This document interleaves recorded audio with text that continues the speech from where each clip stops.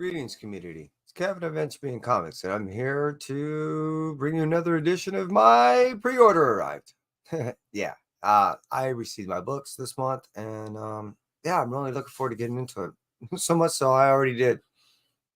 I normally don't actually start reading my books until I log them in, and I couldn't wait. I did get through um, all my other books in the past, and I was just kind of trying to get in a couple of books, Blood Hunt in particular. So without further ado, let's go ahead and acknowledge those that decided to go ahead and hang out with me on the live. Las Cruces, I appreciate you as always, buddy. And those that catch me on the rewind, appreciate you as well. Seriously, genuinely. Start off with over at Image, they bring us The Last Mermaid, issue number 3. This has been a wonderful read. Most of it has actually been art, and beautiful art, as I may add. It's been really interesting because it's taken you on a post-apocalyptic journey that is really sad overall. At the same point, I mean, that's kind of what most of these stories are.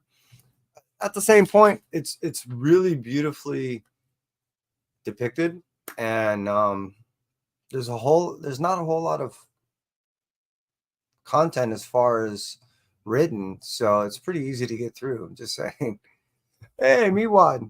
Hope you all doing well, brother. Just showed only one book so far. Last Mermaid, issue number 3. Unboxing my pre-order right now. And yeah, again, let's get through this here. I do have a lot of books. They're starting to mound up. So let's go ahead and Creature from the Black Lagoon. All right, I did get an issue. Not only a number 1, cover A, but as you see, I also love my sketch covers. I probably have 2 short boxes full of just sketch covers alone. I'm gonna have to start getting some art done. Ryan Parrott really got me into this thing. I went to a signing event, and he sold me not only on pitching me on the idea, but the art was great, and the story I thought was rather unique. So I'm all in now. Rad City issue number 2. I thought issue number 1 was kind of cool. So I'm not really reading a whole lot of the Spawn. I'll probably stop at issue 3 unless something really catches me. I'm just saying. But I'm liking what she's doing so far.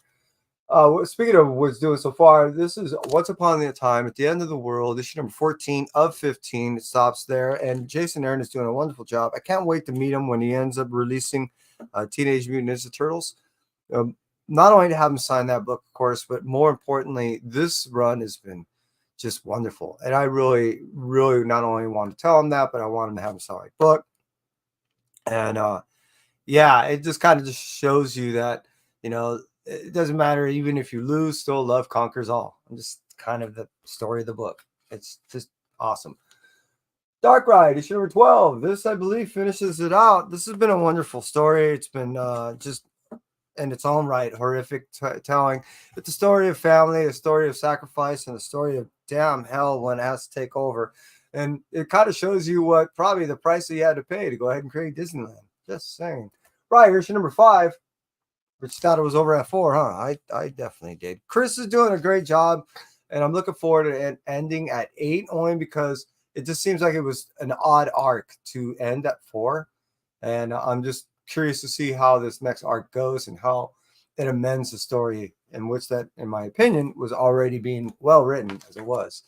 All right, it's Ghost Rider issue number 1. As I made mention before, I do got 2 of these, and I do got one of the white ones. Those are the harder ones to find. Cover A is also now considered kind of hard to find, even though it was, obviously most ordered in comparison to everything else, just because that's how you get your incentives. It was the second most reordered book during the week of that release. So that was a huge accomplishment, not only for the writer David Pepos, but also for Dynamite alone. It's a character that's rather obscure. So for them to do as well as they did, both in the writing and in the sales, congrats. Feral Part 1, issue 1, 3rd print. Right? 3rd print? Help me out, people. Second printing. Yeah. Cool homage too. Yeah, I really have been digging Farrell. I can't wait to actually, I'm gonna pull this off to the side. Matter of fact, I'm all over the place. Farrell issue number 2. I'm ready. That's what I'm saying. I'm gonna throw this and this and this off to the side. How about that? Because I am dying to read that. You have no idea. Jumping on the bit, jumping on the bit, jumping on the bit, especially issue number 3. This is freaking me out. Uncanny Valley, I did get to read the other day. And yeah. Grandpa's, don't fuck with Grandpa. Grandpa's the shit. I'm just gonna throw it over here just so I can end up putting it in with my Tony stuff. All right, moving on. Moving down the road, Barbaric issue number 1. Now, I am a huge Barbaric fan. Being that it's splintered off in all kinds of little different ways, it's kind of, I'm a little lost. I do believe that I have a one-shot coming, and this might also be a one-shot, so I'm looking forward to jumping into that just to go ahead and try to get some, semblance of what the hell is going on. Rare Flavors issue number 5. This finishes it out. Ron V's been doing a wonderful job. I think it's been over-compared to the Mini Deaths of Layla Starr. In my opinion, it stands alone. You could read either one and not know the existence of the other and still fully enjoy it and not have the ability to compare it.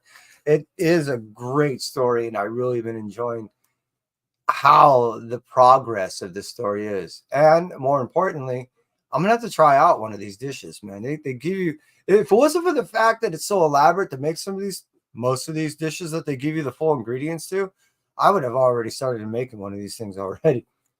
Speaking of post-apocalyptic, what's the furthest place from here has been one of the most enjoyable reads, again, on a consistent level than anything else out there. Coming out of the ranks of Image, we've been getting Boston Rosberg doing a wonderful story of like I said, a post-apocalyptic world that basically everyone has their own little worships and their own little realms and their own little ways of getting through their world. And this particular one that we're following in the sense of the group, music is their god, and they don't even have means in which to play it. So when they actually first hear it, kind of blows their minds. Teenage Mutant Ninja Turtle issue 150. This ends it all. The ongoing series 150, 1 and 10. I just got the ratio just because I thought it was kind of cool. I haven't been reading the ongoing series in about now it's been almost 2.5 years. Yeah, I think I stopped at around 25, 26, somewhere around there. And I just want to see how it kind of wrapped up. I know Aaron's going to restart it, and that's the one I want to jump on. So I just want to see how it finished out.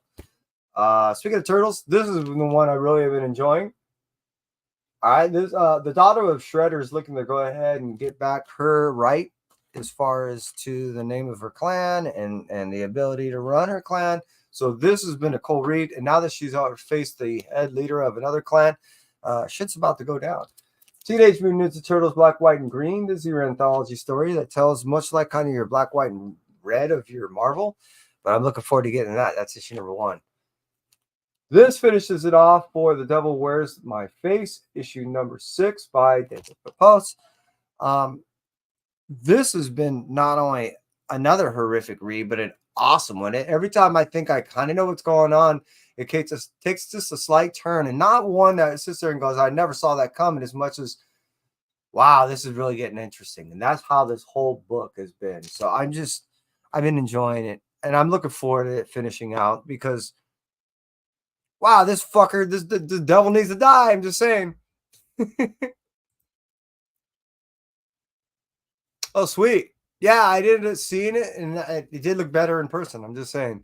Yeah, my love for Farrell's is awesome. I mean, this is up there. The writing's great. Farrell and Canny, they're both just really, really amazing. Same thing with Local Man. I'm really enjoying that. So all Tony's doing. Army at War issue number 81. This is a facsimile edition. I believe that's the first time it's ever been reprint. I'm gonna have to check that out to make sure. So I'm looking forward to getting some of these Army at War stuff. Don't mind me. I'm just thought I heard something. Okay, I'm sorry. Usagi Yojimbo, issue number 2. This is where they come out of the mountains. Issue number 1 showed them still being pursued, and what they're contending with that, and what's that they land into. They end up helping out someone was that they didn't initially intend to. They were trying to do the right thing, did it for the right reason, but the wrong shit transpired. So they're going to look to reconcile that, and that's where we're at with issue number 2. Red Coat, issue number 1, second printing. All the second printings for the unnamed universe will be in yellow. So you'll see that as a common theme moving down the road. And Red Coat, issue number 2. Issue number 1 was really good, and it does set a good precedence of what I expect from them and the further ongoing of these series. Geiger, issue number 1, second printing. That's what I'm saying. The yellow is just cruising down the road. Yo, Ben, how you be? Hope all is well with you. Because I can definitely speak for me. All is cool. All right, Geiger universe. The unnamed, so cool. But look at Geiger, issue number 2. I love this cover. Preferably dead. All right, Rook, Exodus, issue number 1. Told you, second printing, all yellow. That's how we're going to do. It's going to keep moving down the road. Duke, issue number 5. This finishes it off for this aspect, this leg of the Energon universe as far as the miniseries are concerned. So the supporting acts, Duke, that is the issue number 5. And where's the other one? Cobra Commander. Oh yeah, that finishes it off at 5. Well, we get the replacements is going to end up being Scarlet and Destro. In a little over a month. So just look for those. Don't be too sad, like I was initially, about the loss or ending of Duke and Cobra Commander. Even though as good as they are, all they're doing is just assimilating themselves into the bigger universe and other books. All right, Transformers, issue number 8. Issue number 9 is a big one. It ends up setting up some of the bigger things that are, like I said, the second leg and the bigger things that are end up transpiring in this universe. So looking forward not only getting that to figure out what the hell is going on, but I also know it leads into something not much bigger. Speaking of the Energon universe, and getting issue number 1, from my understanding, it does add a little bit more to what I already pre-existingly read in the free comic book. So I'm looking forward to getting to that. Ms. Marvel, issue number 3. Iman Vellani and Sabir Pirzada are doing a wonderful job. I can't say enough about what they're doing. This is fun. It's not going to change your life, but you're going to enjoy it. The first series volume was not only really good, but it's set up not only for this, but also they have an annual coming out in a couple of months. So this is her just still stretching out her legs and getting used to writing and developing herself. But I'm looking forward more, as she is, like us, really geeky and this whole comic book realm. And I'm just looking forward to her, to see more of her contribution to it. All right, cruising out. We're going to talk about the Incredible Hulk, issue number 12. I got 2. Like both covers. Whenever he smashes the ground, it just looks cool, Especially when he starts smashing letters. This is freaking awesome. This has been a cool story. I never thought I'd end up seeing Hulk really get attached to anybody. You know what I mean? Really attached. It seems like initially he reluctantly was just taking care of this little girl, and now it seems like he is emotionally, beyond even Banner is, attached to this little girl, and he's doing some magical shit. Strength and magic do not go hand in hand, so it's just pissing him off that much more. It's cool. Jackpot, Black Cat. Celeste Broffman is doing a wonderful job on this series, and she did a good job as far as developing this character into what it is now. So I'm really enjoying how this series has been, transpiring this far. And I'm looking for more development of this character, because Mary Jane was cool as Mary Jane. But now that she's Jackpot, she's badass. Night Thrasher, issue number 3. Not certain if it stops here. But Jay Holtham is doing a good job on this, and I've really been enjoying it. So I'm looking forward to getting into this. Also, I love this character back in the 90s, so it's just cool to see another character like this come back. I'm old. I'm old school. Blade, issue number 10. This is another one I got to throw out to the side. Blade, you freaky naughty boy. You weren't supposed to do what you've been doing. And this is the Blood Hunt tie-in that's seemingly rather significant. So that's why I threw it out to the side, because I'm I'm already about a quarter way through this blunt hunt stuff, maybe fifth, whatever that is. And yeah, I'm not believing what's going on so far. So I'm loving all of it. I'm digging in all of it. And I was already buying, most of the stuff. Other than I'm not doing Avengers and I'm not doing a couple other series, but I was already doing Doctor Strange and I was already buying, Venom and Miles and Spider-Man and all this other stuff anyway. So it wasn't a really stretch for me. It was only a couple of more series that I'm buying, which was the Blood Hunters and Blood Hunt Red Band. Just saying. Immortal Thor. After we see what transpires in issue number 9, and we're playing with a Thor of a corporate world, now the Thor of issue number 10 is pretty pissed off. So I'm looking to see how he's dealing with corporate Thor. Carnage, issue number 7.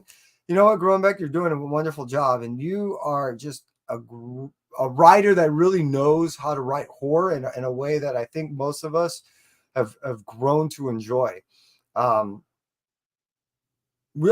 know personally I had questions of who and how you would be writing for Carnage, and now that I see how you do your horrific stuff, oh my god, just as visceral as Ron V was ever doing, and I'm enjoying it just as much, if not more, personally.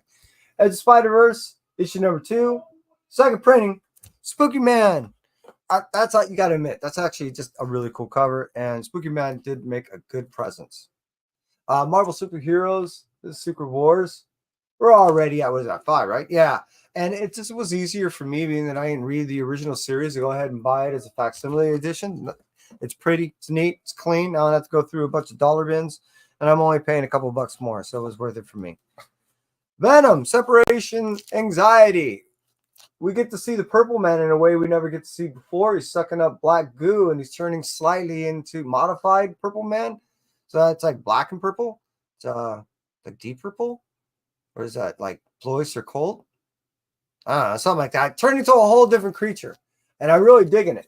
So I did end up reading it. I really am enjoying how the Purple Man end up, sucking down like the symbiote and making it his own. I don't know how he's able to control it, because it seems like the symbiote doesn't have control. It's totally different. It's very unique.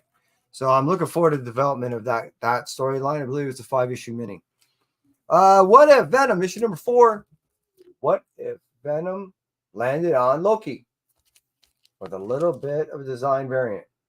I've been liking all this thing as it transpires so far. Issue number 1, 2, and 3, in their loosest way, were all linked. It kind of shows you what would happen if Venom was to go on any one of these characters, and also shows you how it went from one character to the other to the other. I like the storytelling. I've really been enjoying it. Holt's doing a wonderful job. Everyone's been doing a great contribution to the storyline.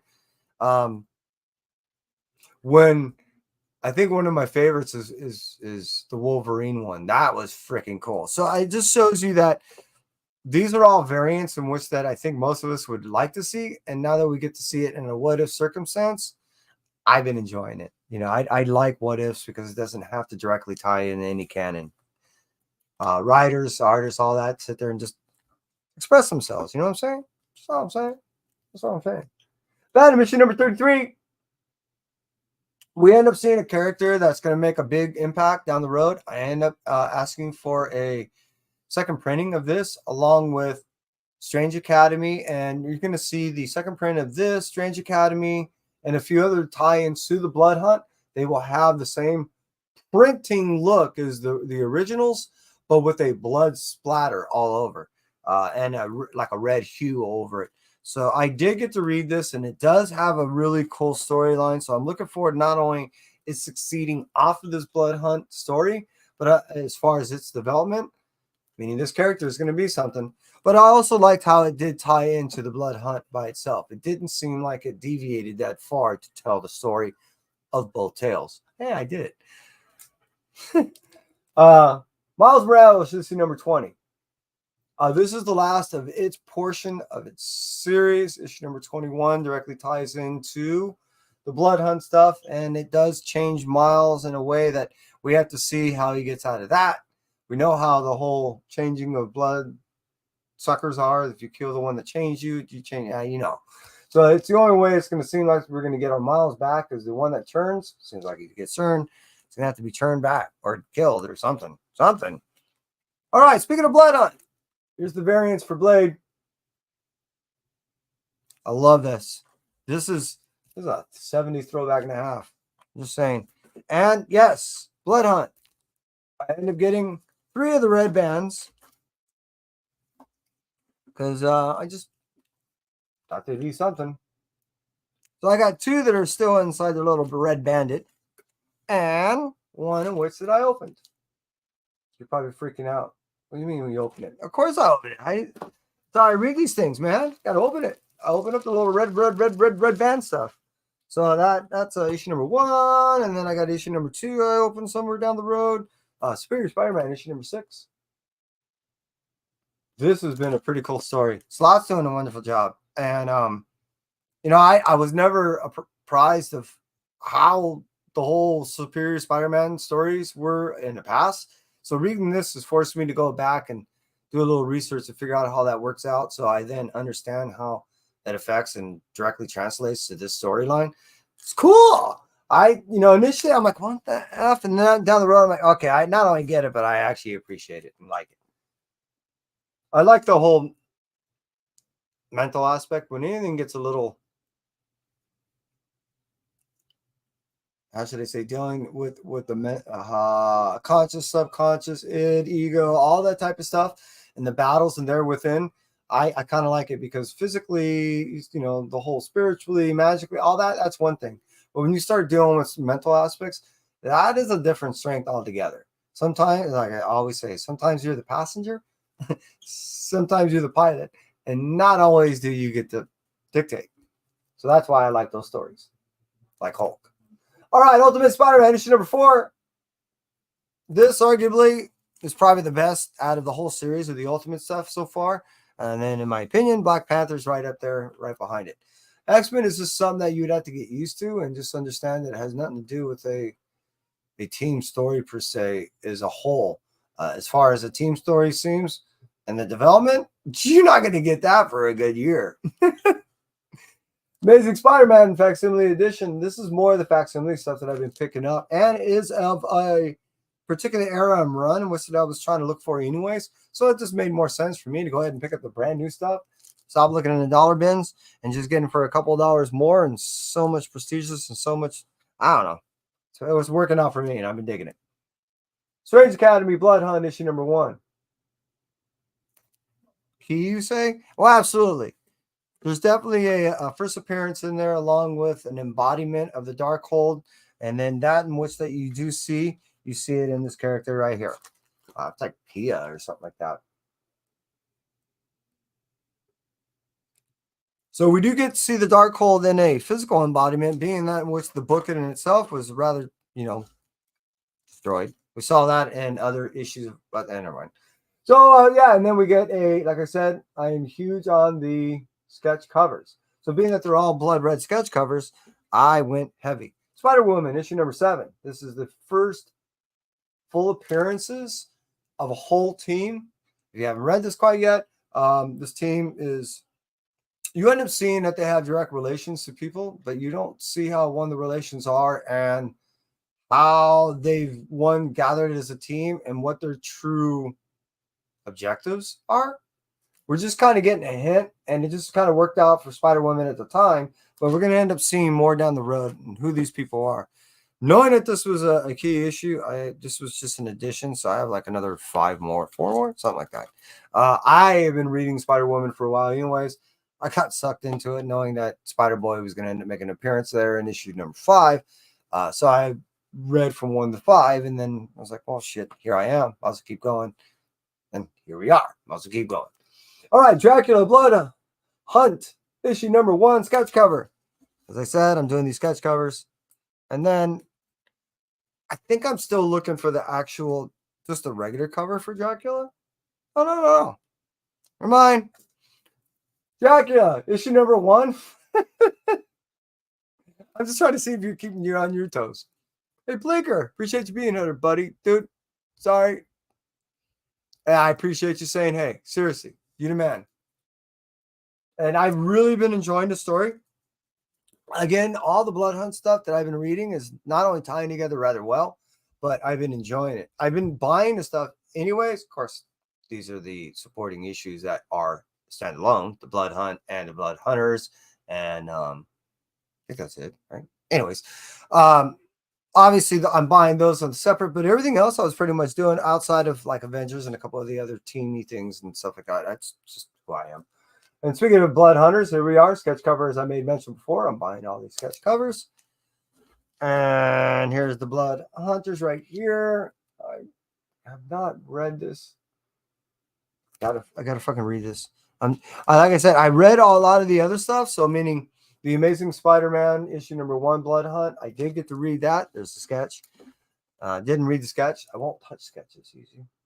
But I did get to read the issue #1. I have that out to the side. I did get to read issue #49, which is directly related to the Blood Hunt. And I did read issue #48, which has Chasm coming back. And Hallows Eve, they made a deal to essentially, well, they made a deal. And what that deal is going to allow is we're going to end up seeing, it was Goblin Coin, we're going to see a rebirth of the Goblin really soon. And we all know that because in issue 50 is where we end up seeing the rebirth. That was leading up with here in 48, and we knew that was coming in some way, some shape, some form. Ever since, we just can't see Norman being a regular Norman. He's just not. And then here we are, Doctor Strange issue #15. And yes, as I made mention before, that is a Blood Hunt direct tie-in. And that is all my books. I do appreciate those of which decide to hang out with me. I'm going to end up doing a couple of giveaways down the road. I will be taking a trip, so I end up also just deleting freaking like 4 years of my life on my phone, unfortunately. And with that was a bunch of videos and pictures I was setting up to do a bunch of shows with all that stuff. And then it sets me back a lot. Yeah. So it's before I go on a vacation, I'm going to try to, an emergency way, put together a lot of stuff so I can still release some of the today's signed book, along with a few other things that I hope to have done and ready when I get back. So again, as I want to do is appreciate everyone that decided to hang out with me, and I appreciate all that you do for the community. Seriously, I recognize what you do. And that's pretty much it for me. That should be. Everyone, you stay well.